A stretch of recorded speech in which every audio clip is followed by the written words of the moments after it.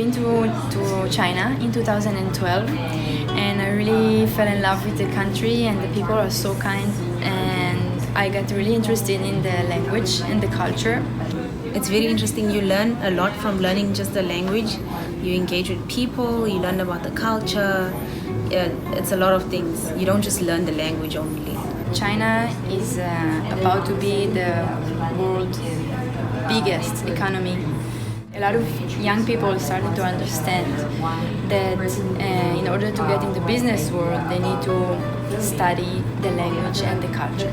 It's so important to get a good relationship with China because such economic power, and it's 1 billion people living there, so we shouldn't ignore that, like we have kinda in the past. So I think it's like our responsibility to get in contact with China.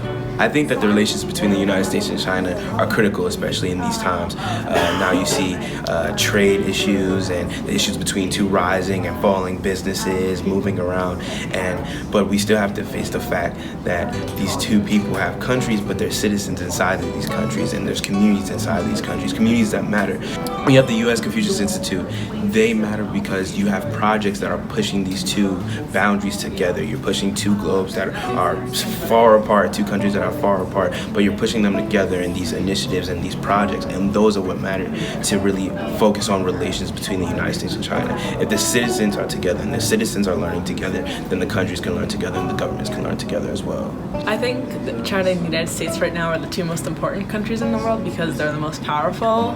Right now I'm kind of nervous about their relationship considering the trade war, which is obviously having a very bad effect in the United States, and I honestly think it's very foolish to be engaging in a trade war with China. It's very important that we try not to provoke them, and China tries not to provoke the United States, because our economies are so interdependent that it would be detrimental for our relationship to deteriorate in a major way.